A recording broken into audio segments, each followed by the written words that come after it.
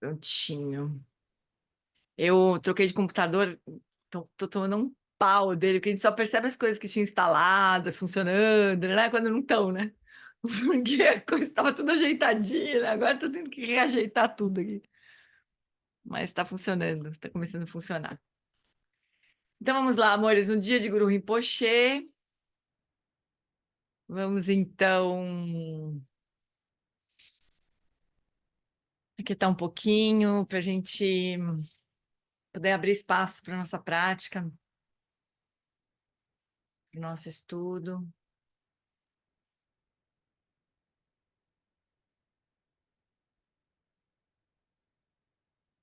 Solta todas as pré-ocupações da mente, todas as tensões, todos os esforços de corpo, de fala e de mente.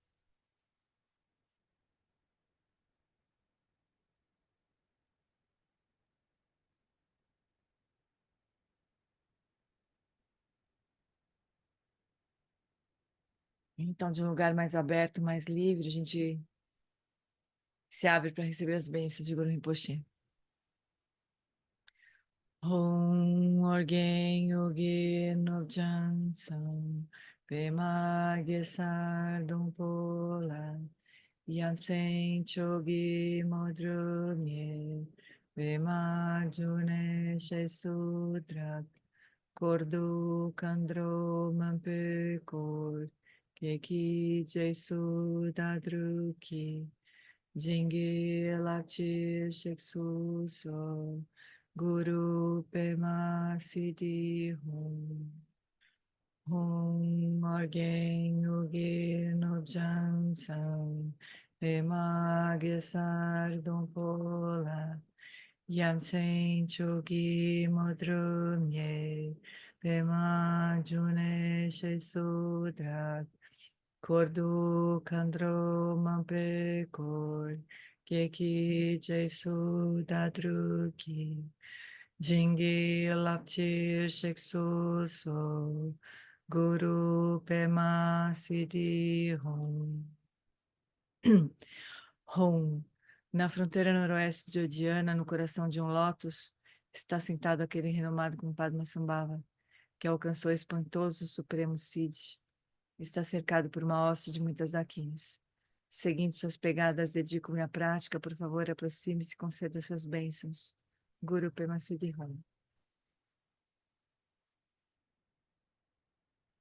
Hum. No Buda, no Dharma, e na excelente Assembleia da Sangha, até que alcance a iluminação, neles eu tomo refúgio. Através da minha prática das 6 perfeições, possam todos os seres sencientes alcançar o estado búdico. Sanjay Chodam Sochi Chonam La Janchu Bardu Dagni Chapsuchi Dagi Jinso Jipe Sonam Chi Drola Pentir Sanjay Drupajo Sanjay Chodam Sochi Chonam La Janchu Bardu Dagni Chapsuchi Dagi Jinso Jipe Sonam Chi Drola Pentir Sanjay Drupal Show.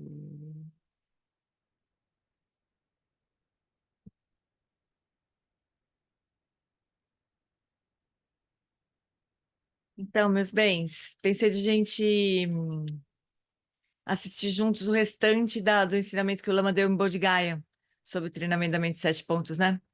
Que a gente acabou não terminando, né?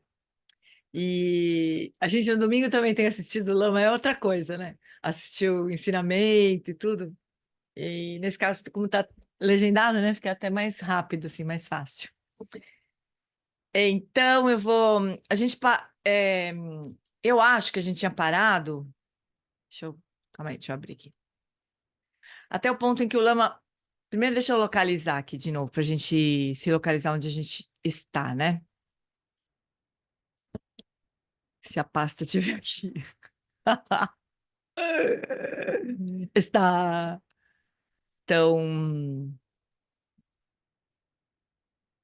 Então, vamos ver onde a gente está. A gente está aqui ainda na bodhicitta absoluta, né? Então, o Lama, nesse trecho, eu acho que vale a pena a gente assistir até o fim hoje, né? Ele possivelmente vai falar principalmente desse segundo ponto, na verdade, né? Ele vai falar, e acho que principalmente da absoluta mesmo, na verdade. Esse ponto que a gente já viu no último encontro. Deixa eu marcar de vermelho aqui. Como é que faz isso mesmo? Eita, mas aqui de amarelo. Ah, pera.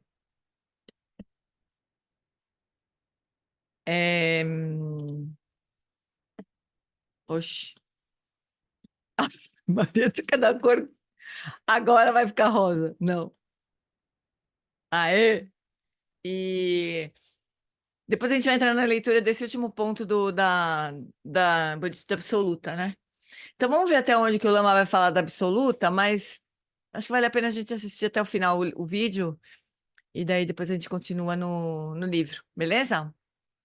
Então ele falou, até esse ponto aqui que a gente vai pegar, ele falou sobre shamatha, né? Então ele falou sobre as preliminares, e depois ele falou desse... Ai, engraçado, esse computador tão esquisito.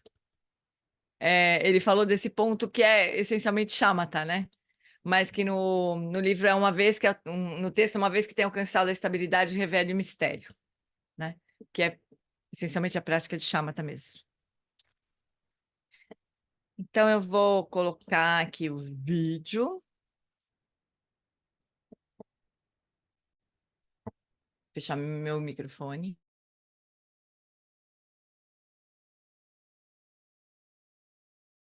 E olha, aqui vai faltar menos de 1 hora de vídeo, né? Acho que vale a pena a gente assistir até o fim aqui juntos, beleza? Então vamos lá. Deixa eu ver se eu consigo.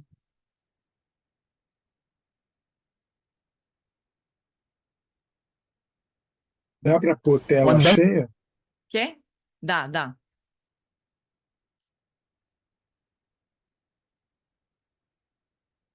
Benedictine monk, I will quote him here in Bodh Gaya, a very dear friend of mine. He said, the greatest gift we can give to another person is our attention.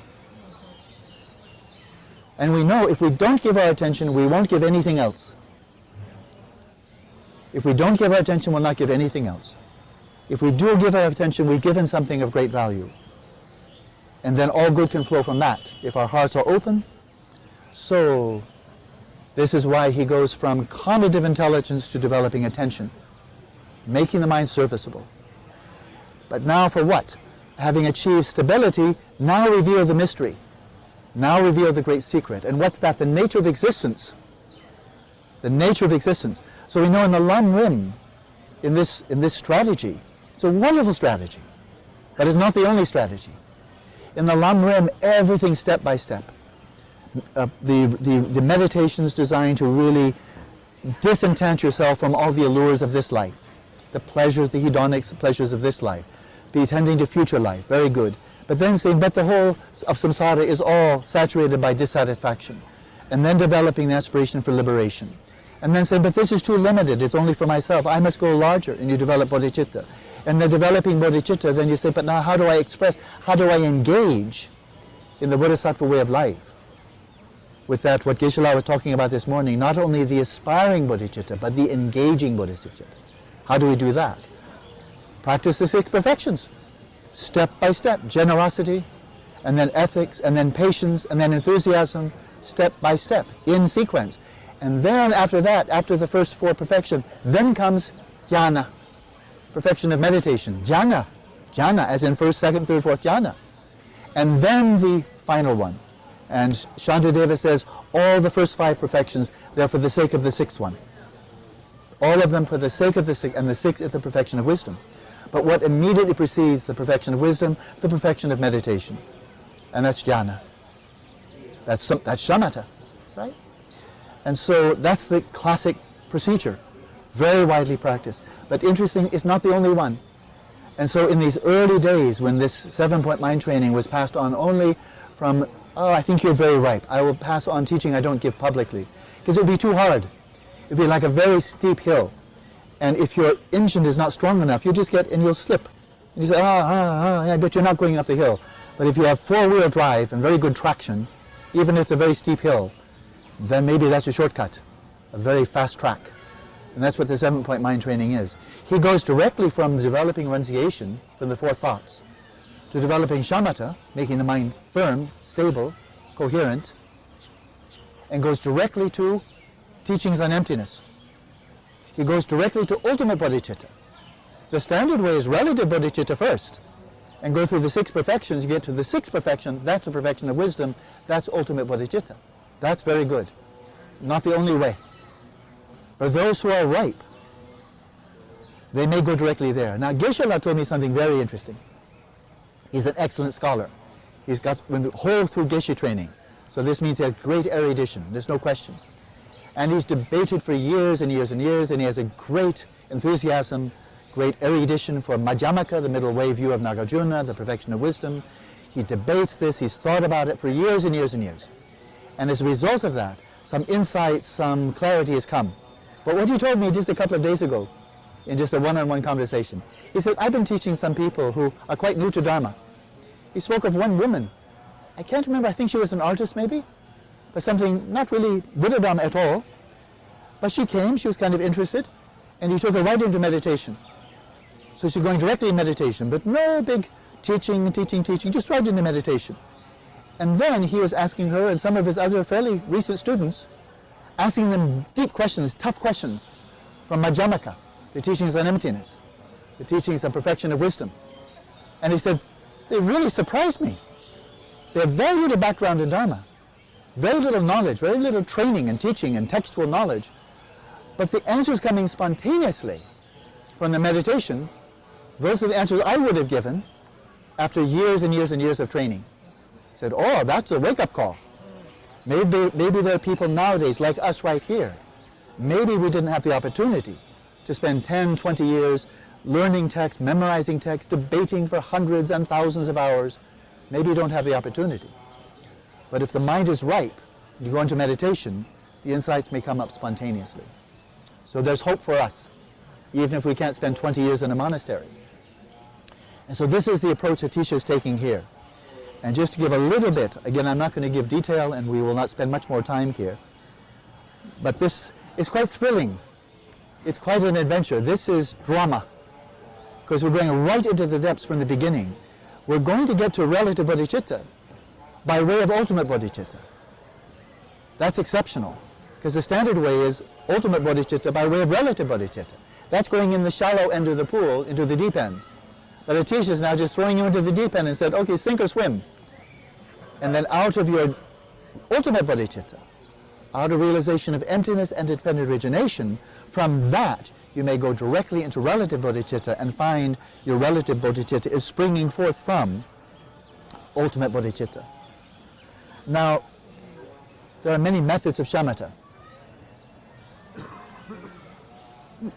But in the Mahamudra and Dzogchen traditions, and one or other is found in all schools of Tibetan Buddhism, so in the new translation schools, the Kagyu, the Sakya, the Gelug, more Mahamudra, but it's taught in all 3 traditions. In the old translation school of Nyingma, more emphasis on Dzogchen. But in these 2 traditions, very complementary, a lot of common ground.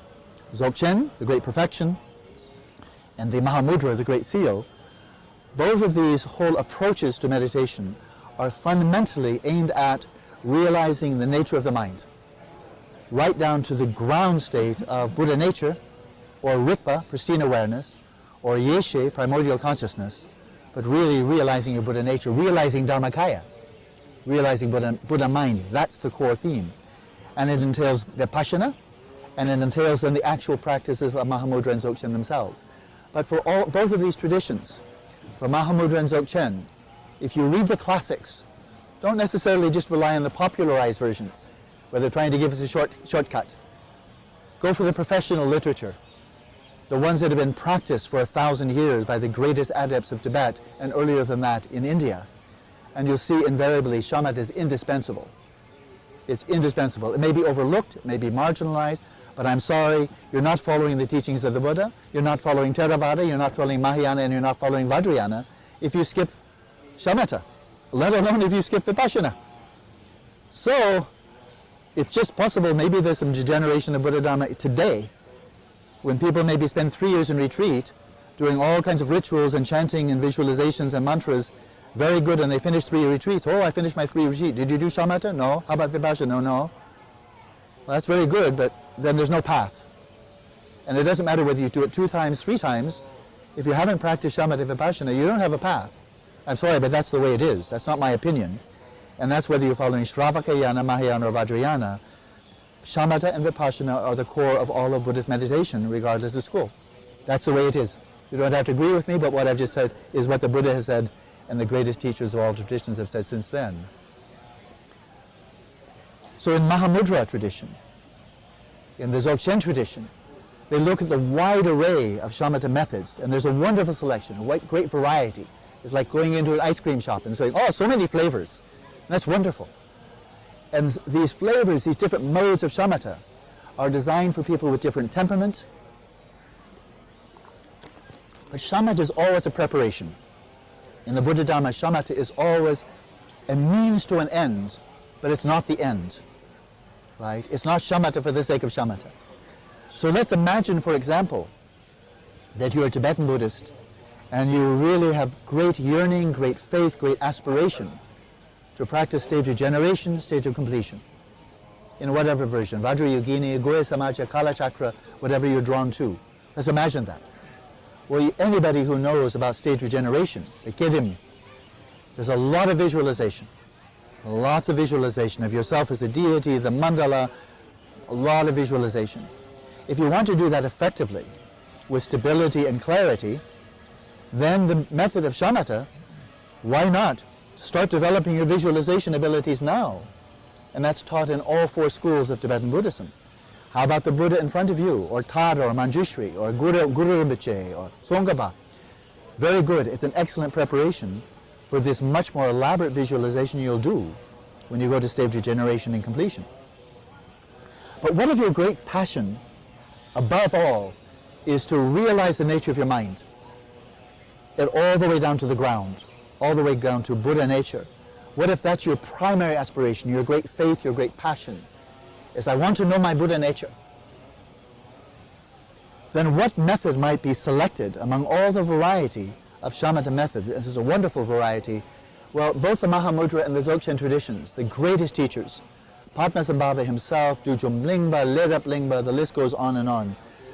In the Mahamudra tradition and Dzogchen tradition, they keep on coming back to one method, very strongly emphasized, and they all teach it. So there's nothing sectarian. It's not like Kagyu versus Gelugpa or Nyingma versus Sakya, nothing like that. Absolutely non-sectarian. But if your shamatha practice is really to enable you to move directly from there to vipassana on the nature of the mind, to realize the emptiness of inherent nature of your own mind, and having realized the empty nature, then to realize the ground, Rigpa, pristine awareness, Buddha nature. It's a very straight track.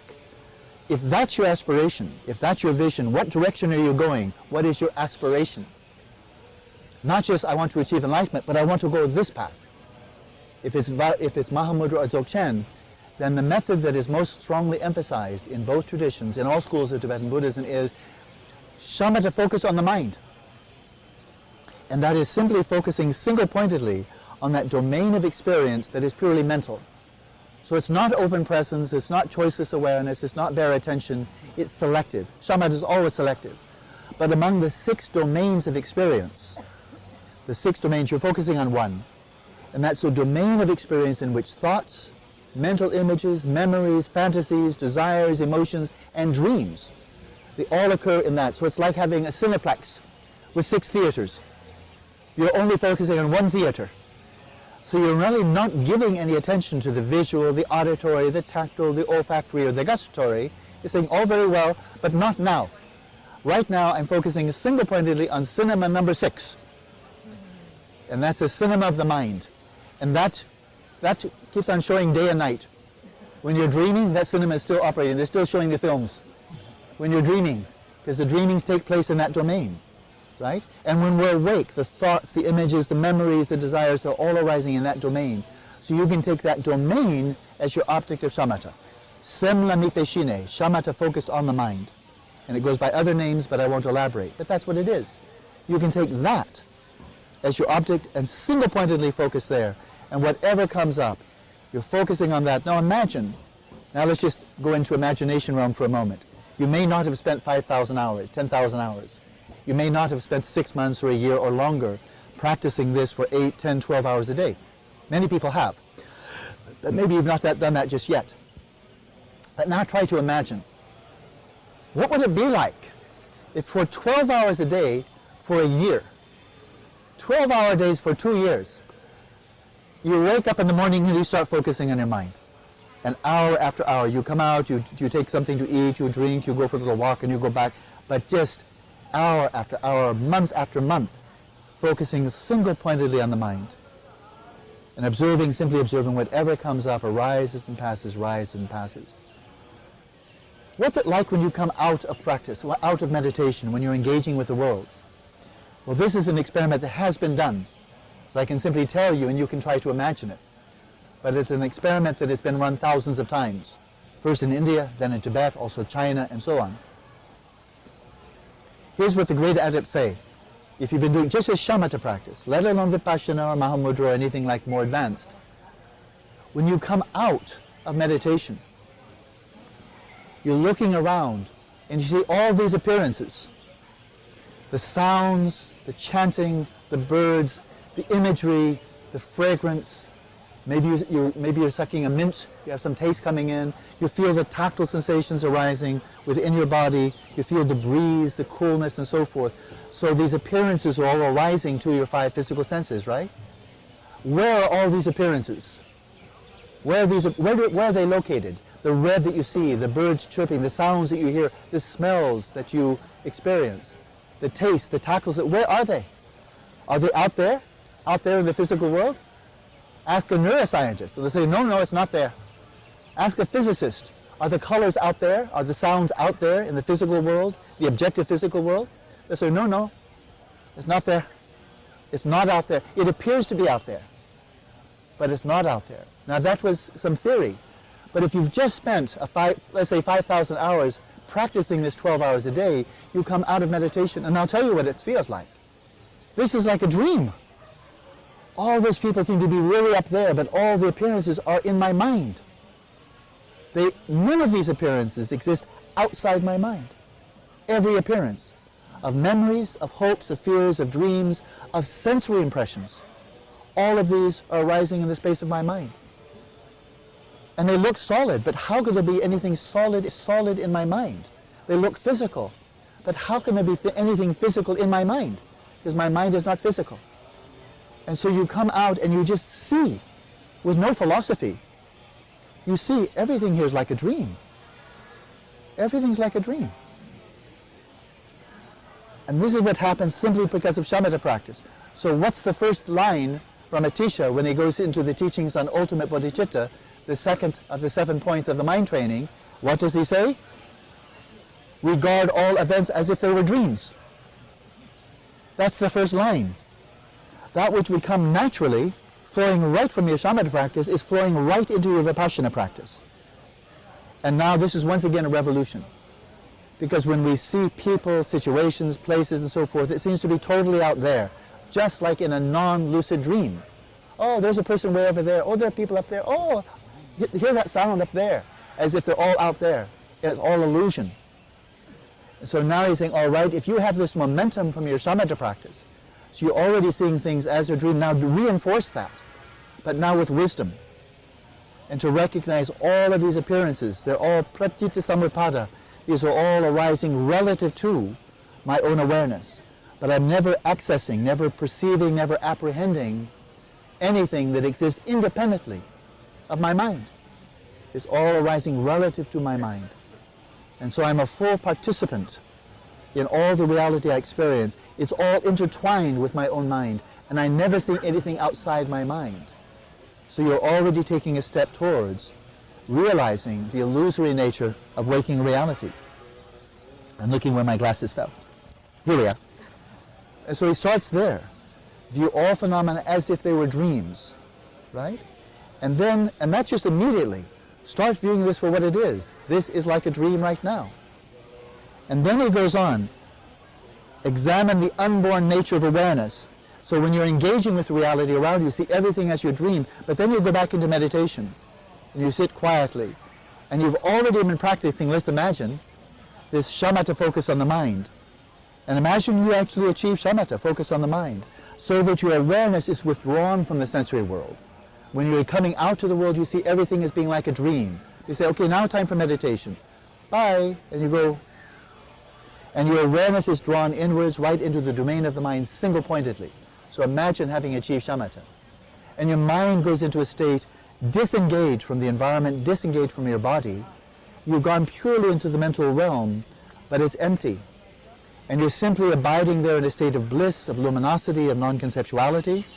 You're dwelling in shamatha, but now don't be satisfied. That was the final thing I said this morning. Don't be satisfied. Oh, you got bliss, very nice. Don't be satisfied. Now break through. Break through this conditioned mind.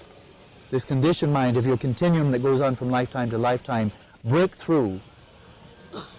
By realizing the emptiness of your mind, break through to the dimension of unborn awareness. And that's Rigpa. That's Buddha nature. Break through to your own Buddha nature. And so there he goes directly from there. And so he continues there, but on a direct route of knowing the nature of reality by knowing the nature of the mind that apprehends reality. Now in the Mahamudra tradition, it's sometimes said, in the pursuit of realizing emptiness, the ultimate nature of reality, the actual nature of reality, that all phenomena are empty of inherent nature. They said there are two approaches. This is from Kama Chakmet, the great Mahamudra and Dzogchen master. Hello? And he says, yes? We have this. Okay, good. And so in this, is this working though? Not really. Is it working? Is there amplification? Oh, now we have more competition. We'll continue though. They'll do their prayers, we do our teaching here. Kama Chakmet, who was a great master of Mahamudra and of Dzogchen, he said, as you move into Vipassana, you're moving beyond the mere bliss and so forth of shamatha to really knowing reality as it is and severing the root of samsara. There are two approaches.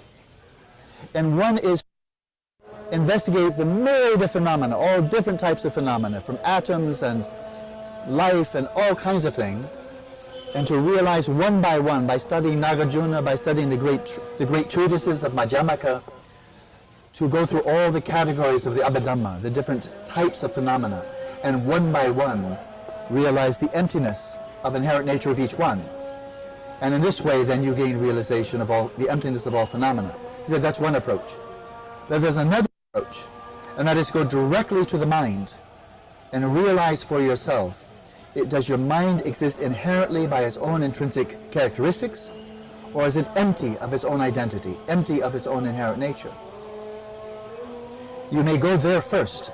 And he says, if you realize the emptiness of your own mind, then quite easily you realize the emptiness of all objects of the mind. They were all like dominoes falling. Realize the emptiness of mind, you'll quickly realize the emptiness of all other phenomena. It's a more direct route. This is the route that Atisha is teaching here. He's going right to the nature of mind. Realize emptiness of mind, realize the nature of unbornness, realize the natural liberation, the natural freedom of this ground state of awareness, Rigpa itself.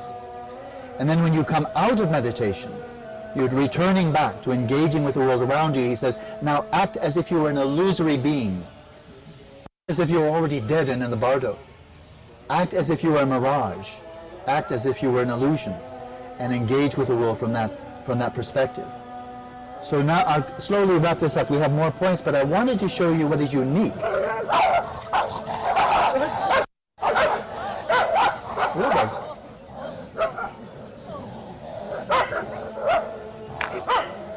Peaceful means.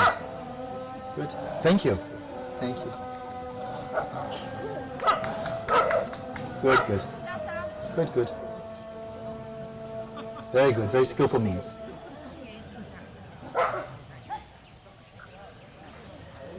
Good. All right.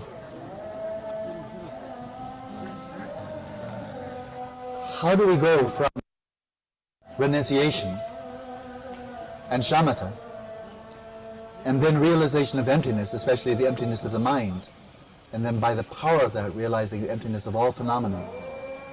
And by realizing emptiness of all phenomena, realizing, seeing for oneself, how all phenomena arise in this mode of dependent origination. How do we go from there to relative bodhicitta? Because we see he does it very directly and very swiftly. It's not an elaborate whole sequence of meditations. He goes directly to Tonglen. From ultimate bodhicitta, he goes directly to Tonglen, the sending and receiving, sending and receiving. I think it's very smooth. Because if you realize the emptiness of your own inherent nature, of your own identity, the emptiness of inherent nature of your own mind, then you know any distinction between self and other must also be empty, must also be an illusion. And as you attend to another person, you know this person, like myself, must be empty of inherent nature. This person's mind must be empty of inherent nature, which means where is the real barrier, where is the real division between my mind and your mind, between me and you? Where is that division between my side and your side, between subject and object? Where's the division? And you see, it's merely nominal. It's just a word. It's like a border between United States and Canada. Where is it? Well, we all agreed.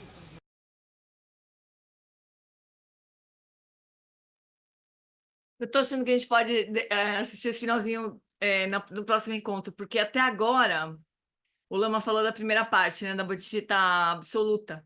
E aí ele tá começando a falar da bodhicitta relativa, que ainda a gente não chegou. Então talvez a gente possa terminar no livro agora, a bodhicitta absoluta, e daí a gente, no encontro seguinte, quando a gente terminar, a gente ouve esse trecho da bodhicitta relativa, né? O que vocês acham? Porque eu acho que fica mais fácil a gente entender, né? Porque ele tá mostrando essa sequência super natural, assim, né? De a gente mergulhar na vacuidade da nossa própria mente e atingir perceber a natureza última da nossa própria existência, né? E daí é fácil sentir compaixão pelo outro, porque daí a gente olha e fala, meu Deus, por que a gente se atrapalha tanto assim, né? Não tem diferença entre a gente e o outro, por que a gente se atrapalha tanto? Aí surge naturalmente a bodhicitta relativa, né? Oi, Si, fala, querida. Gê, depois você pode explicar um pouquinho, se for no contexto aqui da natureza não nascida? Eu não entendi muito bem isso. A natureza não nascida é uma das características da consciência primordial, né? A consciência primordial, a mente búdica, que é a nossa própria natureza, ela não é construída, ela não tem um momento em que ela passou a existir, né? Ela é não nascida, ela sempre existiu, né? Não tem um ponto em que ela, a partir daqui nasceu, antes disso não. Bom, mas quem estava lá para dizer que não, né? Antes de a consciência existir, né? Então é uma das, mas aí é o que a gente sempre fala, né? Todos essas tentativas assim dos lamas explicarem para a gente como é a natureza última são tentativas, né? Eles tentam apontar para nós, porque a gente só vai realmente compreender profundamente quando a gente acessar Ripa, né? Mas eles ficam tentando falar, olha, não nascida, não cessa, não nasceu e não cessa. Não é uma, mas também não é muitas, não vai, nem vem, não é existente, nem não existente. Então, mas é super difícil, fica faltando sempre coisa aí, né? Mas o que o Lama está explicando aqui desse ensinamento do Atisha é que, ao contrário do Shantideva, né? Ele vai direto para o fundão mesmo, já parte direto para a natureza da realidade, da vacuidade, né? Da natureza vazia da nossa consciência.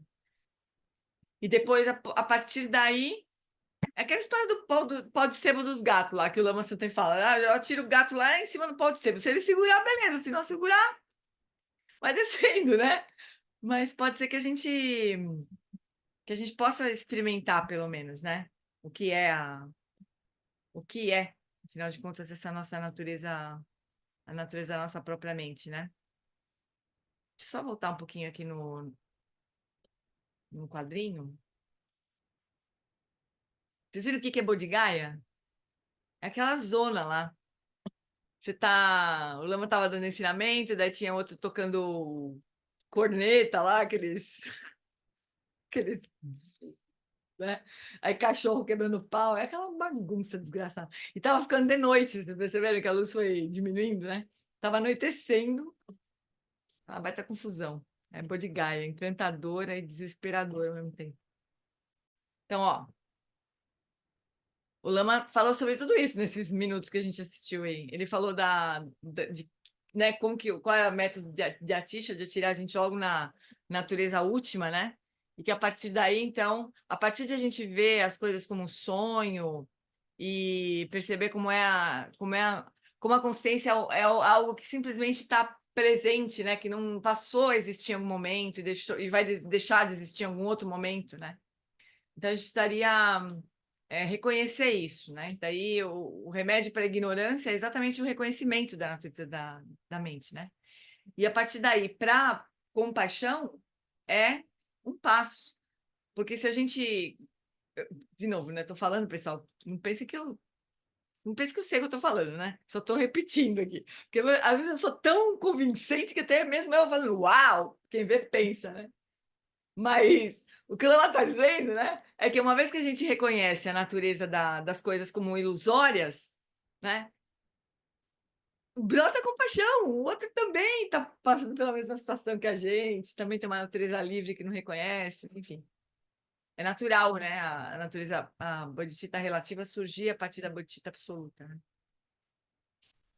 Então, ó, até meu Kindle mudou agora com esse computador novo aqui. Mas olha só. A gente está aqui, né? A natureza essencial do caminho é repousar na base universal. Então, a gente está na página. Ó, página 126 na versão do meu livro aqui, na minha versão do livro. E daí, depois já entra na bodhicitta relativa. Então, vamos lá. Então, esse é o último ponto da bodhicitta absoluta, né? Bodhicitta absoluta, natureza da mente, vacuidade e originação dependente, Rigpa, mesma coisa. É disso que a gente está falando, né? Então, vamos lá. A natureza essencial do caminho é repousar na base universal. Então, esse aforismo refere-se a uma mente livre de conceituação, relaxada em um estado livre de fixação ao eu, outro, sujeito, objeto, passado, presente, futuro, qualquer outra coisa. É a mente no estado natural, né? As práticas que a gente vem fazendo também na prática das 8 do domingo, né, do John Limpa, também são práticas que nos levam para esse lugar, né, de repousar na natureza livre da mente. Quem acompanha os ensinamentos do Eric, mais diretamente ainda, né? Suspiro gentil, solta tudo e deixa tudo como está, né? Sem construir coisa alguma, né? Então, essa prática de repousar na base universal é semelhante à prática de estabelecer a mente em seu estado natural, mas o significado é diferente. Estabelecer a mente em seu estado natural é inicialmente apresentada como uma prática de shamatha, né, de quiescência, um precursor da prática de insight introduzida aqui. A prática de quiescência, né, shamatha, que repousa na natureza da mente, emprega uma técnica. Frequentemente a atenção à respiração para acalmar a mente, para que ela possa, então, estabelecer-se seu estado natural. Nessa prática, qualquer pensamento que surgir é apenas observado com nitidez, sem fixação ou qualquer outra intervenção. Os contemplativos mais experientes relatam que a prática de quiescência, shamatha, geralmente leva a experiências de bem-aventurança, luminosidade e não conceitualidade. Mas as qualidades da quiescência estão apoiadas em um equilíbrio instável, né? A gente, o tempo todo nas práticas de shamatha, a gente se distrai, ou se começa a ficar tudo mais ou menos tranquilo, a gente fica com sono, né? É isso, a prática de shamatha, né? A gente fica sempre oscilando entre um desequilíbrio e outro, né? O atingimento de shamatha por si só não permite que você compreenda as profundezas da mente ou corte a raiz da delusão. As tendências profundamente arraigadas, presas a estruturas conceituais e reificação, não foram erradicadas, né? Não é a prática de shamatha que faz isso. Com a prática de quiescência, esses hábitos profundos apenas se tornam latentes. É como se a gente botasse tudo isso para dormir, prática de shamatha, né? Mas uma vez que a gente levanta da almofada, a vida começa a acontecer, aquilo tudo, os nossos hábitos de novo, né? surgem, né? Em outras palavras, é possível alcançar a quiescência, um estado de bem-aventurança e luminosidade, em que a delusão não está aparente, não porque tenha sido erradicado ou superado, mas simplesmente porque se tornou dormente. Então, shamatha não é suficiente, é necessário, mas não é suficiente, né? A tradição budista tibetana fala sobre indivíduos raros e excepcionais para quem a prática de estabelecer a mente em seu estado natural, como uma prática de shamatha, né, por si só, foi suficiente para alcançarem um despertar completo. Para esses poucos, foi possível penetrar imediatamente na natureza absoluta da mente. Mas, para a maioria de nós, a quiescência não é suficiente. Estabelecer a mente em seu estado natural, que é uma prática de quiescência, não é suficiente. É necessário explorar vigorosamente as origens dos eventos mentais, onde ocorrem, como se dissolvem, e depois penetrar a natureza do observador, daquele que tem a sensação de estar fazendo a prática, né? O que é necessário para a maioria de nós é um treinamento muito rigoroso, que inclui uma fase de investigação ativa, em diálogo íntimo com um mentor espiritual experiente, capaz de desafiar as nossas tendências habituais de reificação. A maioria de nós precisa investigar a crença profundamente enraizada de que existe realmente um mundo lá fora, interagindo com um eu aqui dentro. A fixação e a reificação são extremamente tenazes. Esse é um hábito mega arraigado, né? E a partir dessa tendência de se agarrar às coisas e de achar que elas são reais, né? A partir daí, que é a delusão, é a ignorância básica, né? A partir daí surgem todos os venenos, emoções, blá, blá, samsara, né? É a partir daí.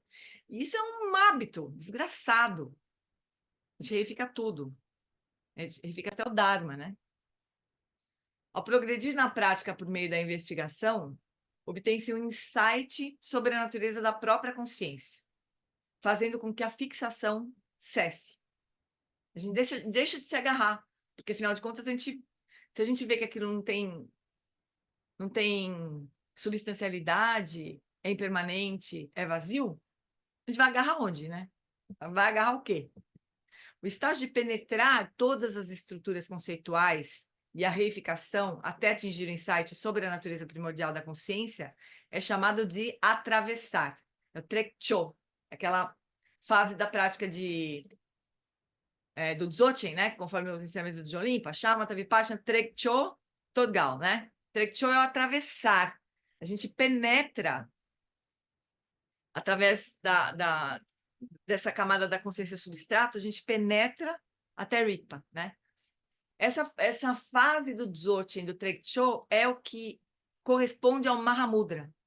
Uma vez eu ouvi isso, eu achei extraordinário. Finalmente entendi qual que era a diferença entre Dzogchen e Mahamudra, né? O Mahamudra é justamente essa fase do Trekcho, do atravessar, né? Atravessar o véuzinho ainda que existe ali, que separa a consciência substrata. É tudo metafórico, né, gente? Não tem um véuzinho, né? Mas é atravessar essa camada de reificação, vai, e de reificação e de fixação, né? Da consciência substrato para Rigpa. Essa fase do Dzogchen, que é chamada de Trekcho, corresponde ao Mahamudra, né? Que é a tradição da linhagem Kagyu, né? E o Dzogchen é mais, né, ligado à linhagem Nyingma.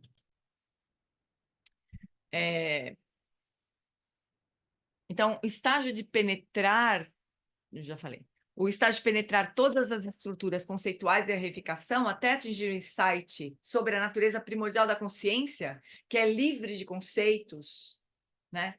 Que é vazia. Isso é chamado de atravessar, ou trekcho. Neste ponto da prática, do atravessar, você está pronto para a prática codificada no aforismo, a natureza essencial do caminho é repousar na base universal. Que assim, a gente atravessa, atinge Rigpa. A partir daí, a gente precisa se familiarizar com Rigpa, né? A gente precisa só repousar, parar de se atrapalhar, né? Parar de, como o Lama fala, de ativar a mente de ser senciente, né? A gente repousa em Rigpa. Maitripa, um grande Mahasiddha indiano, ou contemplativo bastante realizado, resumiu desta maneira o atravessar para a base universal. todas as realidades grandiosas e toda abrangentes são primordiais. E sua natureza não é fabricada. Se você não buscar, mas, em vez disso, estabelecer sua mente no inconcebível espaço absoluto dos fenômenos, isso é meditação. Meditar buscando algo implica um estado de mente deludido. Eu acho que é o maior desafio nosso, né? É procurar mais e mais, assim, repousar em alguma coisa que não é construído, assim, que não é criado, não é fabricado, que não é pensamento, não é conceitual. Para nós é muito difícil isso, né? Porque a gente está super imerso no mundo de conceitos. E quando a gente fala em conceitos, a gente não está falando só do que é articulado, assim, pensamentos, né, conceitos nesse sentido mais comum da palavra, né? Mas até quando a gente recorta recorta uma imagem assim do campo visual, né? Para falar, aqui está minha câmera. Eu estou com todo o meu campo visual aqui, né? Aí eu recorto um pedacinho e aquilo é a câmera. Isso já é conceitual, porque a gente criou um objeto a partir de percepções visuais, né? A gente faz isso o tempo inteirinho. Como é que a gente vai fazer para não fazer isso mais, né? Ou para se soltar disso? Fala, Tetê. Roger, na prática de Vipassana, eu ainda sinto muito isso, conceitualidade. Uhum, claro. A gente está ali e está questionando, e há muitos conceitos ali ainda. É. Então, a Trekchö seria a gente fazer algo semelhante sem os conceitos. Olha, Tetê, a forma como eu entendo o Trekchö é assim, a gente, por meio da prática de Vipassana, das práticas de Vipassana, né? De procurar perceber, a gente não precisa muito das práticas, a gente não precisa necessariamente usar os conceitos, né? Para fazer a prática de Vipassana. Porque a tradução de Vipassana é ver claramente. É isso que significa a palavra Vipassana, né? Então, as instruções que a gente recebe, que o Lama dá de Vipassana, são para a gente enxergar mais claramente, né? Mas a gente pode também aos poucos, ir se livrando um pouco da instrução guiada, né? Para a gente poder ficar numa experiência menos conceitual um pouco, né? Porque a gente quer enxergar como as coisas são, claramente. Então, as práticas de Vipassana vão tirando um pouco da concretude das nossas experiências, né? Do eu, né? Quando a gente olha quando a gente, sei lá, a gente está, como a Lama diz, né? Quando surge uma emoção, por exemplo, o eu fica mais visível do que quando a gente está tranquilo, assim, né? O eu, assim, aquela sensação de que tem alguém aqui que está com raiva, de que tem alguém aqui que está com medo, que precisa se proteger, o eu fica mais evidente, né? Se a gente, nessa hora, olhar para esse eu e falar, cadê você? Simplesmente assim, né? Com essa. Olhar, voltar a nossa atenção para essa experiência de que tem alguém aqui que está com raiva, com medo, isso aqui, e procurar. A gente não precisa muito de palavras para fazer isso. A gente pode procurar, olhar diretamente e falar, cadê? Que nem diz o Eric, cadê? Não é cadê, ele fala, what? Tipo, quem que tá com raiva, né? What? Ele fala que isso é um mantra dele. Pode ser simples assim, sabe? O que tá com raiva? Ele não fala nem quem, que é pra gente não correr o risco de achar que é uma pessoa que tá com raiva. Ele fala, what? O que tá com raiva, né? Então pode ser simples assim. E aí, aos poucos, as práticas de Vipassana vão tirando um pouco vão desfazendo um pouco o concreto mesmo que tem, né, da nossa experiência. E Trekchö é quando a gente vislumbra a natureza da mente, cai para trás. Vislumbra outra vez, cai para trás. E aí, aos poucos, a gente vai ficando mais pro lado de lá do que pro lado de cá. Essa é a prática de Trekchö. Na verdade, é se familiarizar com o Rigpa, né? Se familiarizar com esse estado de consciência que não é construído, que não tem mais o eu, não tem mais dualidade, né? Mas é uma coisa super difícil, assim, de a gente se estabilizar nisso, né? Então, a prática de Trekchö, ela é diferente de Vipassana, porque a gente já vislumbrou o lado de lá. A linguagem do Lama Santen, né, nesse último retiro aqui de São Paulo, ele falava, tem a margem de cá e a margem de lá, né? Então, o Trekchö seria se familiarizar mais com a margem de cá, supondo que a margem de cá é dos Budas, né? Se familiarizar mais com a margem de cá do que com a de lá, né? Mas a gente vai cair o tempo todo para de lá. E vai voltar, e vai cair, vai voltar. Então, o Trekchö é essa fase, mas pressupõe que a gente já tem um vislumbre do que é a margem de cá. Tô falando isso só para me Então, animar, porque eu tô na margem. então seria uma prática assim mesmo de cotidiano, né? É, mais ou menos, eu acho, TT, porque no cotidiano vai ser mais fácil a gente ser arrastado para lá, pro lado de lá, Hum. né? A gente vai se envolver com as pessoas. Então, eu acho que ainda tem uma boa dose de prática formal aí, sabe? De silêncio mesmo. Que não é prática de shamatha mais, também não é mais prática de vipassana, mas é uma prática de repousar no estado natural da mente. Seja lá o, não vou falar isso porque pode ser que não seja correto que eu vou falar, mas o Lama fala assim, que ainda que ainda seja uma prática de shamatha, né? Porque a gente seria necessário, então, a rigor seria necessário atingir shamatha, por isso que eu vou ter cuidado com o que eu vou falar agora aqui. A rigor seria necessário a gente atingir shamatha e atingir vipassana, né? Porque aí sim a gente teria certeza de que está repousando na natureza da mente e não fazendo uma prática de shamatha, né? Mas ao mesmo tempo o Lama fala, e a gente já viu essas instruções dele aqui também, que repousar no estado natural mais próximo que a gente conseguir do estado natural da mente, na prática de estabelecer a mente no estado natural, se a gente repousar ali, né, procurando soltar cada vez mais, soltar, vocês já devem lembrar ele fazer esse mudra aqui assim, ó, né? É como se a gente pudesse escorregar para Ripa em algum momento. É possível isso acontecer, né? Então, eu acho que a prática formal nossa, a gente tem que ter o cuidado de entender que a gente ainda não atingiu o shamatha, e possivelmente não atingiu o vipassana, que a gente não está repousando perfeitamente na natureza da mente, né? Mas é uma boa coisa a gente ir desativando essa fixação, a reificação, repousando nas coisas como elas são hoje, né, para nós. E se soltando. Então, eu acho que tem uma boa dose de prática formal ainda aí, TT, em Trekchö, sabe? Porque eu acho que vai ser difícil, quer dizer, vai ser muito mais fácil se a gente estiver interagindo, né? Estiver levando a vida assim, normal. Vai ser mais fácil a gente começar a achar que tudo é de verdade mesmo, que tem um eu aqui sim, que quer fazer isso, quer fazer aquilo, aquilo outro, se esquecer que é um sonho, né? Um sonho nesse sentido, né? De não ter uma realidade última, né? Obrigada, Gi. É isso é isso que eu entendo. E a Cris falou que precisaria atingir Shamatha, sim. Mas é que assim, né, amores? É, se a gente achar que a única saída vai ser atingir Shamatha, a gente para por aqui e vai fazer retiro. Porque, né? Afinal de contas, se para tudo que a gente for fazer de prática for realmente necessário atingir Shamatha, né? Então para tudo, vamos atingir Shamatha. Depois a gente continua, porque a gente está brincando de faz de conta aqui, né? E não é verdade, né? Porque a gente pode ir treinando isso. Ainda que não seja shamatha, né? O atingimento de shamatha.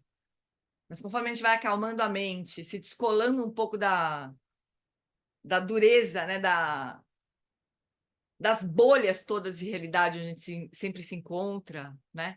Se a gente puder ir estourando as bolhas, assim, né? Saindo, ou pelo menos ampliando as bolhas, é uma maravilhoso já. Para a gente é o que é possível também, né?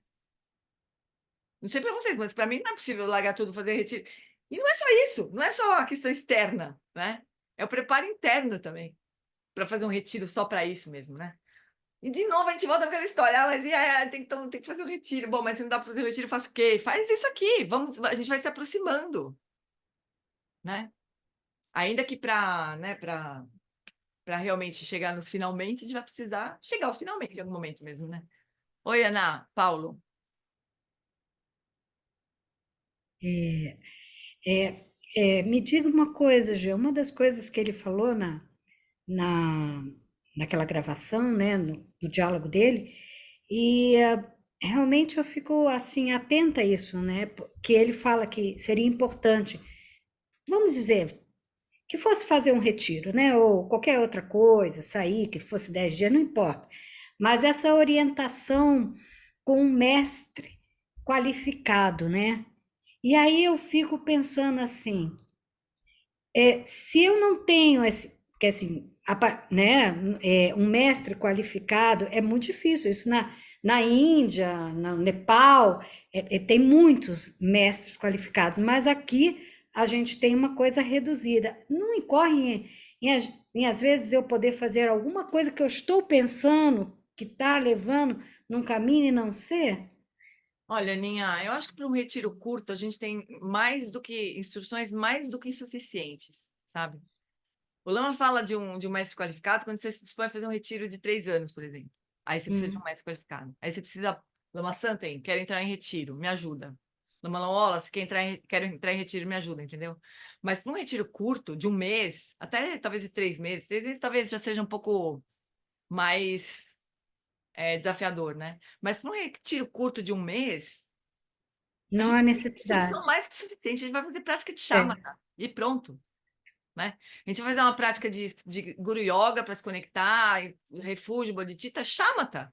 A Jetsu uma vez falou isso, ela falou assim, olha, gente, vocês não se preocupem em encontrar o mestre, né? Porque a gente tem essa vontade, né? Eu queria encontrar um mestre, queria viver com ele, né? Como o Eric, né? Que viveu 20 anos junto com o mestre dele, né? Que Isso é maravilha. sensacional, isso é sensacional, né? Mas ela falou assim, mas olha, para a maioria de nós, na nossa situação, se a gente encontrasse com o Buda ia falar, sente-se confortavelmente, leve a sua atenção para a respiração. Se você se distrair, solta, volta. Se você ficar com sono, renova seu interesse pela prática. Entende? Que é a instrução que a gente precisa nesse momento, né? A gente precisa aquietar, aquietar. É isso. Uhum. Né? Eu achei tão engraçado, mesmo que o Buda aparecesse, né? Porque a gente pensa assim, se eu encontrar um grande mestre, ele vai me dar uma instrução que vai me levar à iluminação. Não, ele vai dar a instrução que a gente precisa neste momento. Vou fazer a Carol tremer. No grau de prática onde a gente está. Carol que tremeu quando o Geshpend falou isso na terça-feira. Porque o que é o Buda, né? O que é a mente do Buda? A mente do Buda percebe exatamente o ponto onde nós estamos, né? E dá a próxima instrução, mais eficiente para aquele momento. Mas é a próxima instrução. Que pode ser a de atingir a iluminação, né? Como aconteceu com Barria. Barrinha encheu o saco do Buda, pediu 3 vezes para o Buda dar um ensinamento. O Buda deu um ensinamento, ele atingiu a liberação, morreu atropelado por umas vacas uma semana depois, né? Quer dizer, foi nos 44 do segundo tempo que ele recebeu a instrução do Buda. Mas assim, era o Barrinha, era um grande arhat, né? Um grande praticante. Mas os Budas vão fazer isso com a gente, né? Eles não vão conseguir levar a gente para a iluminação. Então, eu acho que é claro que é imprescindível ter um grande professor do lado nos ajudando quando a gente se dispuser a fazer um retiro longo, né? Aí, com certeza. Certo, ok. Oi, Darcy. É que eu já ouvi mestres falando e já li muitos mestres falando mais ou menos a mesma coisa, que é mais ou menos assim. É tão óbvio que a gente não consegue ver e tão próximo que a gente não consegue tocar. E é o que há de mais íntimo que a gente tem. É a nossa natureza essencial. O problema é que a gente não vê, né? Pois é. É o único probleminha, né? Chama avidya. É o primeiro elo da originação interdependente, né? É o pequeno probleminha. Mas é uma coisa maluca. Isso eu brinco com os alunos quando eu dou o CB, né? Que a gente chega em equilíbrio cognitivo. Equilíbrio cognitivo são práticas de Vipassana, essencialmente, né? Aí a gente fica assim, a primeira pergunta que eu faço é assim, como é que a gente faz para ver uma coisa que a gente não está vendo? Né? É simples assim, como é que a gente vê uma coisa que a gente não está vendo? Ah, a gente vai precisar do mestre falando, então, olha, vira para cá, agora olha para lá, agora olha para cá, agora não sei o quê, né? São as práticas de Vipassana, mais ou menos, né? Mas é um trabalho que possivelmente no fim a gente fala, meu, como assim? Que eu não percebi, como é que eu não entendi isso antes, né? Mas por enquanto a gente não entende, a gente fica envolvido nas histórias, né? Já é difícil a gente se descolar das histórias que a gente está vivendo. A gente não vê as histórias como histórias, a gente vê as histórias como a nossa vida. Tudo que existe, né? Oi, Atila, você levantou a mão e baixou de rapidinho? Oi. Não, que eu ia falar é o seguinte, a gente já tem sorte, Giane, de ter contato com o Dharma, de ter contato Uhum. com os mestres. Então, assim, eu acredito que a gente não precisa... é claro que é interessante estar com o mestre, mas se a gente não tem, a gente tem. A gente Com pode rever certeza. os retiros, a gente pode ter contato com vários mestres que estão dando ensinamento. Então, ou seja, é um tempo muito interessante.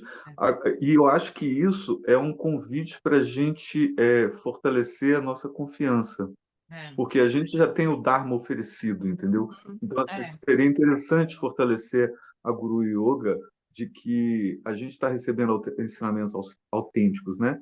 De Então, muitos isso já é mestres, né? suficiente, de muitos mestres, de De muitos muitas mestres linhagens diferentes, né? diferentes. Ou seja, está tendo a oportunidade oferecida assim, ó, num É. tempo onde o nível de qualidade também é muito bom, né?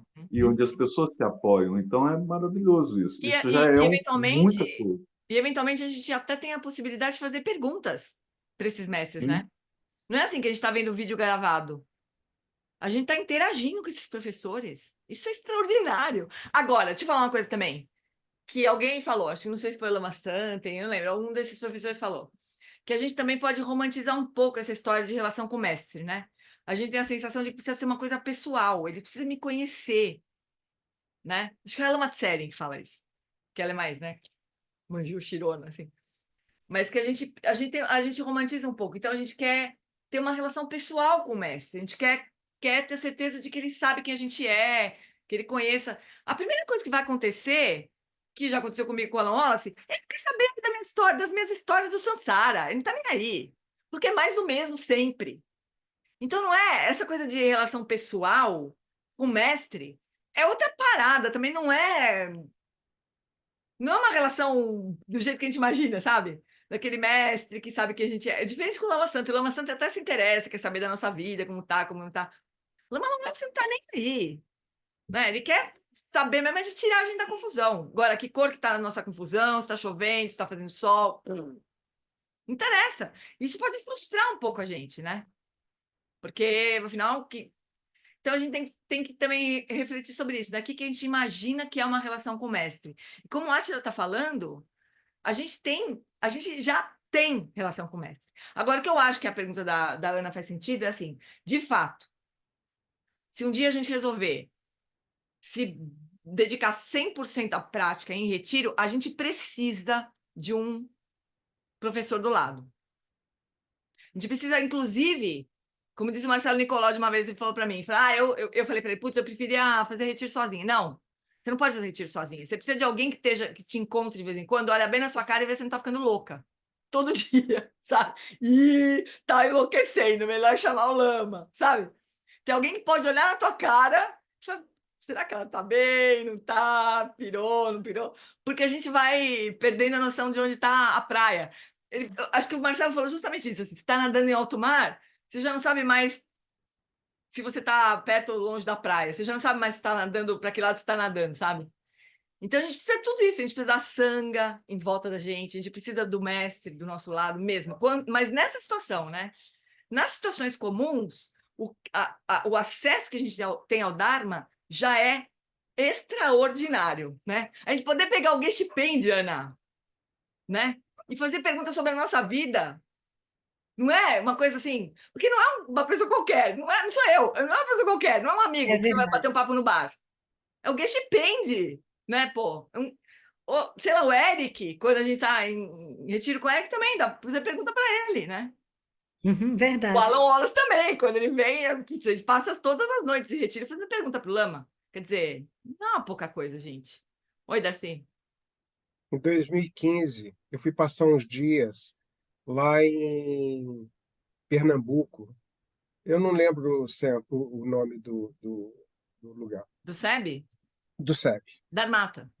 da mata. Só Darmata. E tinha um amado, um queridíssimo, que tinha saído de um retiro e ele estava, o lama não deixava, quer dizer, orientou para que ele não visse e-mail, para que ele nada, nada, nada, nada. Ele estava absolutamente distante de Isolado. qualquer coisa. Eu não sei que tipo de coisas que aconteceram, mas ele começou a ter um monte de.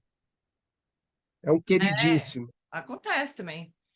Então é bem importante a gente ter a sangue em volta, pessoas mais experientes que a gente, que não precisa ser o Buda, né? Mas tudo isso é muito precioso, né? Agora, pro tipo de prática que a gente tem, uma prática que é meio trocar pneu do carro andando, né? O acesso que a gente tem aos professores é já extraordinário. E a própria sanga, né? A gente poder se reunir, conversar, e já é extraordinário, né, pessoal? É extraordinário. Vamos seguir mais um pouquinho? Então, meditar buscando algo implica um estado de mente deludido, é uma afirmação interessante, né? Então, o que Maitripa está falando? Que a meditação, basicamente, é soltar todo. Vixe, Maria, agora abriu um monte de coisa aqui. É soltar todos. Deixa eu ver uma coisa. Olha, abrir dicionário, Wikipedia, Translate. Eu, hein? Meditar, então, seria soltar tudo que é fabricado, né? Descansar na natureza não fabricada, na natureza não nascida, não fabricada, né? E meditar buscando alguma coisa, né? Sei lá, um estado qualquer que a gente imagina que seja um objetivo, é um estado de mente deludida. Isso é uma afirmação interessante. Maitripa está dizendo que as verdades universais são atemporais e não são inventadas pelo pensamento humano. É isso que a gente está buscando, né? Ele não está buscando a natureza primordial do ser humano. A gente está buscando a natureza primordial, sabedoria primordial. Não do ser humano. Primordial. Absoluta, né? Não é inventada pelo pensamento humano. Quer dizer, nada do que a gente for capaz de imaginar vai ser a sabedoria primordial. Portanto, melhor nem colocar alguma coisa como, né, um estado de buscar algo, né? A gente não sabe o que ele está buscando, na verdade.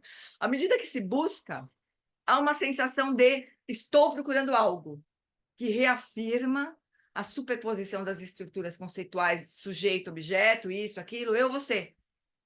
No estágio de atravessar, trekchô, a estrutura conceitual de buscar é desafiada. O conselho de Maitripa é que há um ponto em que você precisa abrir mão de tudo. Se você ignorar o rigor da prática do insight e se dedicar apenas à prática de quiescência de estabelecimento do seu estado natural, é provável que você atinja um teto, e bem baixo. Mas, com a prática de insight, você é capaz de ir além da noção de divisão entre sujeito-objeto e meditante-objeto de meditação. Uma vez que essa barreira é quebrada por meio do insight, Maitripa diz para parar de investigar. Depois de atravessar para a consciência não conceitual e não dual, a natureza essencial do caminho passa a ser apenas repousar na base universal. Mas para isso a gente precisa estar na base universal, né? Que não é a nossa mente comum. Esse é o detalhezinho básico. O Lama fala assim: é como se eu falasse para vocês, ó, agora você se senta no sofá vermelho. A primeira pergunta é: cadê o sofá vermelho? Para me sentar, né? Porque ficar sentado no sofá vermelho, eu preciso pelo menos descobrir onde é que está o tal do sofá vermelho, né? Esse é o ponto dessa prática de Trekchö, né?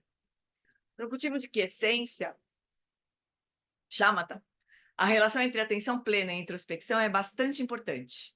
Na prática, quando você se aproxima da realização da quiescência, a mente não é mais propensa à excitação, mas é destemidamente calma, estável e nitidamente vívida. Você está próximo de atingir shamatha, lá no estágio 9 lá de shamatha, né? No estágio 5 passos. Ou então você está lá no quarto estágio de mindfulness, né? Enquanto estiver em meditação, não há perigo de a mente cair em lassidão. A consciência pode ser direcionada e focada sem esforço. Aqui a introspecção completou seu trabalho e a meditação está em ponto de inflexão. A mente é funcional, suave, livre de lassidão e de agitação. É a mente dos nossos sonhos, né?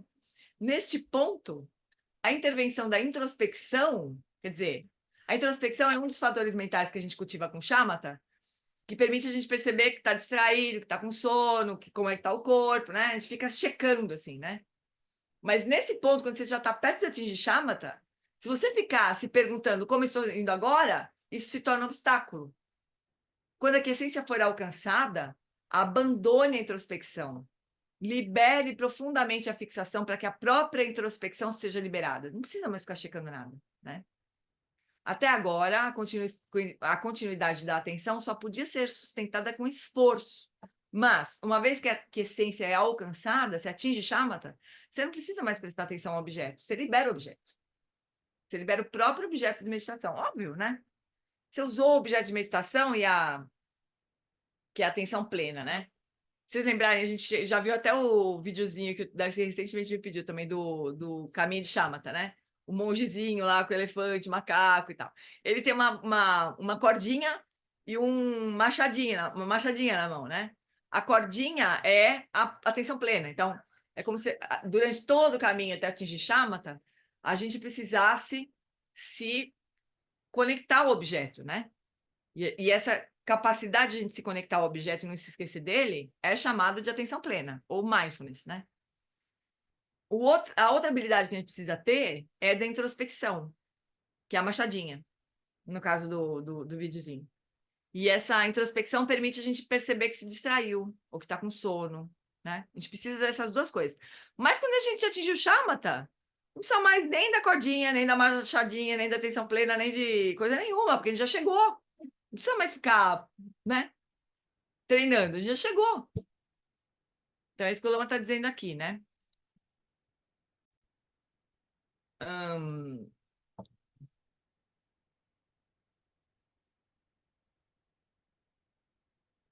Aqui.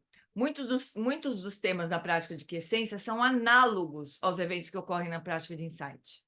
No entanto, só a meditação do insight... Vocês entendem quando ele está falando que essência é shamatha e meditação do insight é vipassana, né? Porque toda hora eu fico incomodada com a tradução e... Não com a minha tradução, mas com o jeito que o Lama apresenta sem os nomes que a gente está acostumado, né? Então, muitos dos temas da prática de shamatha são análogos aos eventos que ocorrem na prática de vipassana. No entanto, só a meditação de vipassana, totalmente apoiada pela quiescência, é radical e irreversivelmente transformadora. Domingo a gente viu o Lama... A gente viu um trechinho do Lama falando da metáfora de cortar árvores. Quem estava? Não sei quem estava todo mundo no domingo, mas era assim. Os 3 treinamentos, né? O primeiro é ética, o segundo é samadhi, o terceiro sabedoria, né? Então shila, samadhi e prajna, né? Então ética, concentração e sabedoria. Então ele fala assim, se a gente quiser cortar uma árvore, né? A gente vai precisar desses 3 treinamentos. Então, o treinamento de ética corresponderia a gente firmar o pé no chão, né?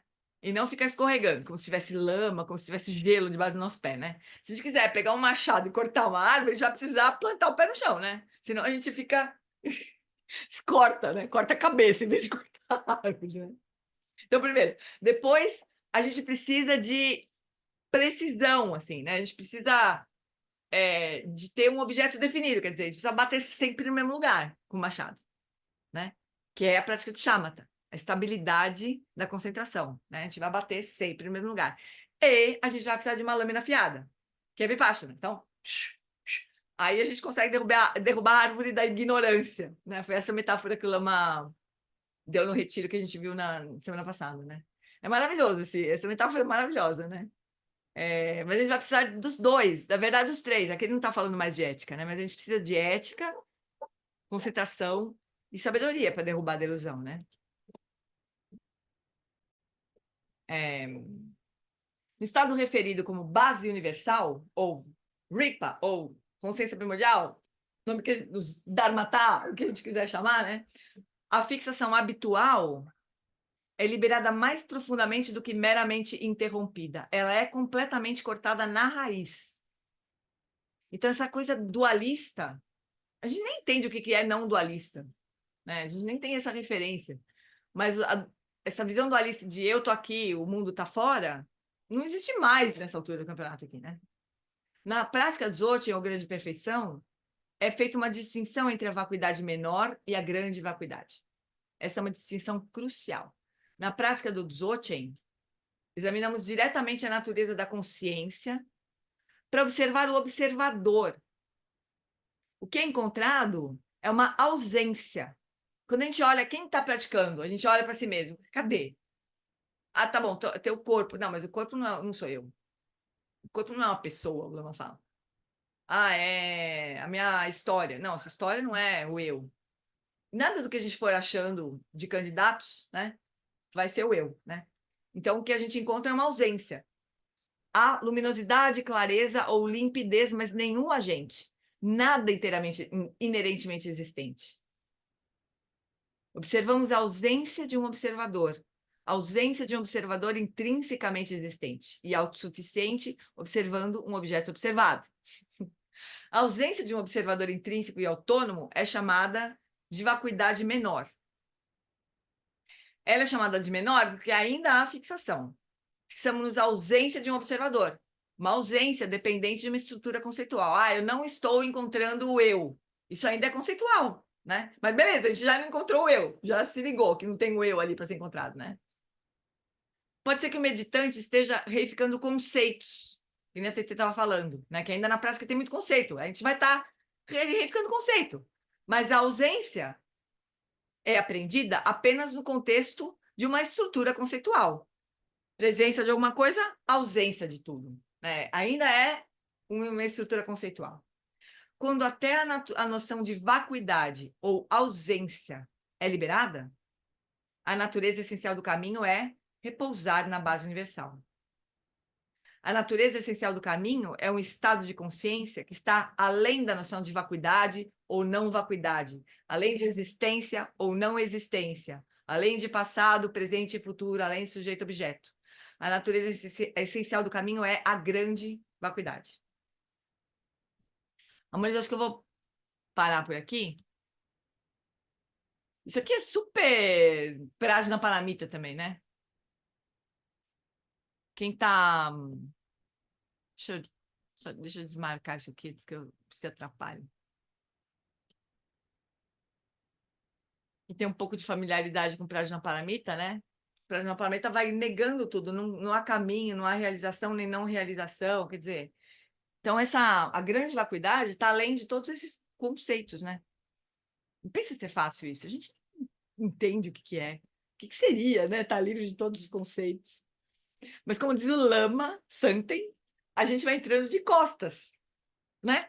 Porque a gente não sabe direito como é que é, então a gente vai entrando de costas nessa grande vacuidade, né? Porque tudo que a gente apontar, tudo que a gente achar que está reconhecendo, achando que é a vacuidade, não é. Né? Então, só resta para nós ir entrando de costas para a gente mesmo não se atrapalhar, né? Não ficar elegendo coisas que a gente vai chamar de vacuidade, que não são. Que tal, amores? Simples, né? Coisa bem simplesinha, assim, né? Mas olha, desculpa insistir, assim, mas nesse ponto o Eric ajuda muito, porque a gente tem toda essa explicação ultra sofisticada, detalhada, perfeita do Lama Wallace, né? Aí vem o Eric e fala, agora só isso. Não tem nenhuma instrução, é só isso, né? Então tem uma simplicidade que combina perfeitamente com essa complexidade aqui das explicações do Lama Wallace, né? Chega a dar uma... Gê, Oi. eu acho que essa simplicidade do Eric, ela assim funciona melhor quando você já tem essa base do Alan Watts, Eu acho que sim, né? A gente não sabe, né, entendeu? Tete? Porque a gente já tem essa base, a gente não sabe como é que é. Mas eu acho também a gente desconfia um pouco da simplicidade, né, do Eric, porque a gente tem essa noção complicada e complexa e Sim, tudo mas mais. assim fica mais fácil de soltar, na minha opinião, assim, quando É, você já ouviu, né, do ensinamento aham. mais completo, Eu né, acho há uma também. segurança maior. Né? Porque senão a gente pode realmente desconfiar mesmo, não pode ser tão simples assim. Mas é quando a gente tem um pouco dos dois lados, né? A gente vê que faz muito sentido a simplicidade, né? Mas eu honestamente eu não sei como é que seria sem assim, sem ter, né, ouvido ensinamentos tão complicados assim. Não sei bem como é que Virginia, seria. Oi. Jenny, eu acho que a simplicidade existe porque a gente precisa confiar. Simplicidade existe. A simplicidade existe porque a gente precisa confiar. A gente precisa Ele confiar. está falando de uma base experiencial, entendeu? Ele não está falando de... Toda a abordagem dele é bem experiencial. Não, amor, eu não estou falando que eu desconfio, não estou falando isso, não. Não, não, eu sei disso, Jane. Eu estou Tô dizendo dizendo, assim que esse ponto eu acho que ela existe mesmo para essa finalidade, aham, a simplicidade das coisas, entendeu? Não é que você é, desconfia, não é essa a questão, entendeu? Que eu acho que o método é esse, o método é método de é esse, fazer né? as coisas de modo simples, entendeu? É um método diferente, realmente, né? É um Diferente, método de falar assim, meu, assim, entrega aí, não me enche. E o Eric exatamente. realmente fala isso, né? Ele não deixa a gente. Se a gente ficar perguntando muito, mas cadê o Sutra? Não interessa onde tá o Sutra, faz aí, né? Faz o que eu tô falando, vai, pratica. É isso que você precisa fazer. Você não precisa saber onde está escrito, pratica aí. Né? É um método maravilhoso, né? E eu me sinto nesse lugar super privilegiado de ter, né, recebido instruções super complicadas ao ponto de não estou entendendo. E aí, instruções super simples, né? Você fala, meu, é a mesma coisa mesmo. Eles estão Então, falando isso mesmo da que mesma coisa. É quando maravilhoso. encaixa bem maravilhosamente. É maravilhoso, realmente. Então tá, meus bens. Olha o Eric falando, que não é o nosso Eric Pemacus, é um outro Eric. Sem dificuldade apenas soltar, mas apoiado a chama até soltar fica mais fácil. Pois é isso. Então a gente acha que não difícil soltar, tudo bem, a gente se apoia em chamata, mas aí tenta soltar e vai ficando mais fácil. Realmente. É maravilhoso a gente poder beber das duas fontes, assim, né? É maravilhoso.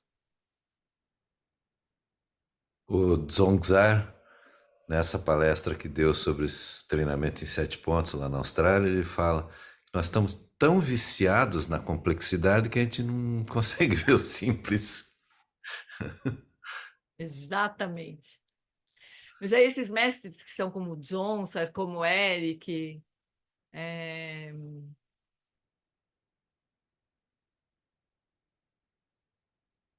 como o Tsoknyi Rinpoche, toda essa linhagem do Tuku Orgen, né? O Mingyur Rinpoche também. O Mingyur Rinpoche é uma piada, né? Você fala, meu, que coisa mais simples, né? Eles são muito hábeis, né? Porque eu aqui falando, ou a gente falando, não, é só soltar, é uma coisa. Aí você vê aquele professor dando risada na tua cara, que você não consegue soltar, é outra coisa, né? Porque assim, ele explica de uma forma tão simples. Tá bom, vamos bater o sino, vai agora. Porque daí depois. Porque o que a gente pensa? Vamos bater o sino, daí, quando a gente bater o sino, aí a gente vai estar autorizado a voltar para a nossa própria natureza, que é de onde a gente nunca saiu. Então tá bom, vamos bater o sino. Aí ele bate o sino e acha engraçado bater o sino. Então essas coisas vão desmontando a nossa dureza, né? É maravilhoso a gente poder ter esses contrapontos, assim, sabe? De um mestre super. Que nem o Geshe Page, também. O Geshe Page também. Gelupa, né? Geshe, né? Estudou aquele palavra por palavra, aquela coisa impressionante. O Alan Wallace também. Teve esse treinamento, né? Mas o Hoje, Alan Wallace, ele também tem essa pegada de simplicidade em alguns momentos, assim, né? Ele também. Tem uma hora que ele fala: não precisa de nada, só solta. mas o risco da simplicidade, se você também não tem uma base, é você se perder. Por exemplo, quando eu fui ao retiro, que eu escutei o Lama falar, né, que a freeway, você nem entrou, para entrar realmente no caminho irreversível, aí você tem que. Aí eu fiquei ouvindo aqui, como é? Quer dizer que para entrar num caminho irreversível eu tenho que atingir shamatha, vipassana, eu tenho que desenvolver bodhicitta, eu tenho que... Então, eu estou iluminada para entrar no caminho. Quer dizer, aí aquilo me assustou, sabe? Uhum, De certa forma, a precisão e a profundidade me assustou, mas não me assustou de afastar, assustou de olhar mais, porque uhum, às vezes também a simplicidade, por isso que eu falo que a simplicidade ela é muito boa depois que você dá um mergulho, uhum. porque às vezes corre o risco de Por isso que alguns podem atingir esse estado vamos dizer, chama, tem uma estabilidade, veja, luminosidade, não conceitualidade. Então, uma pessoa bem-aventurança, está iluminado, Sim, é.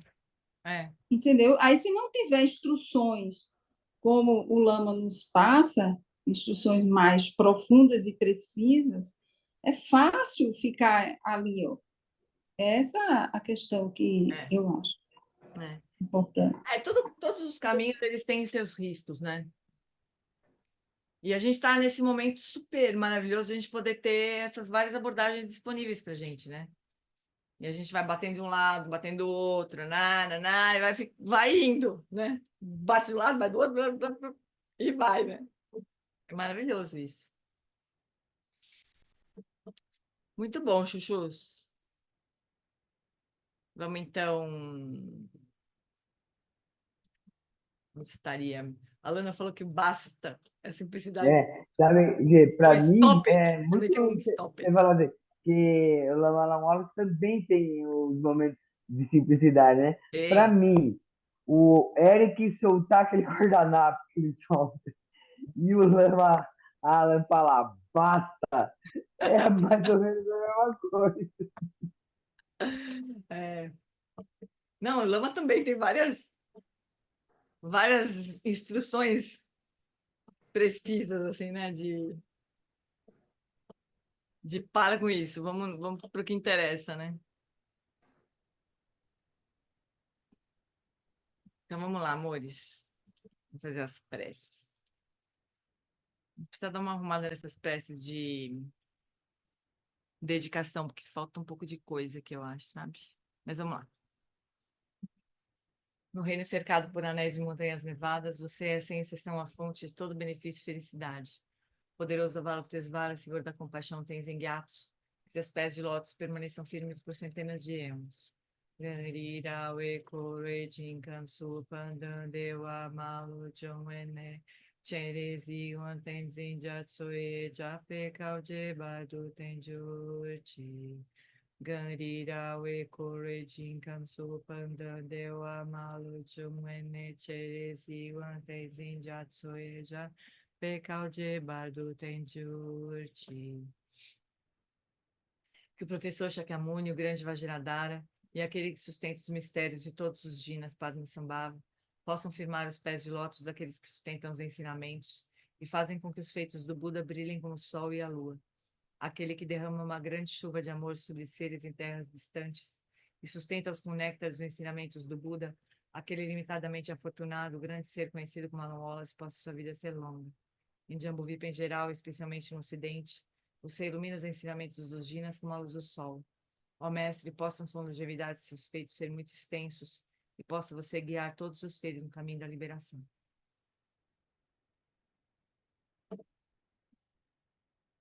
Que a grande tradição da Bhakti Shantirakshita, do Mestre Padmasambhava e do Rei Trisundeusen possa florescer e permear os três reinos. Que a presença das três joias nunca se separe do fluxo mental dos seres, assegurando assim o sublime bem-estar através dos três tempos. Quem locho sun rin loche zanlin sa sun cha papel droju cho sun não adame drado sun gele show. Por essa virtude, possa eu rapidamente realizar o Lama de Odiana e possa eu conduzir todos os seres, sem exceção, a esse estado de realização. Gewadi da Koigan Lama Drugani, Droachika Malupa, Dei Sala Gopar Show.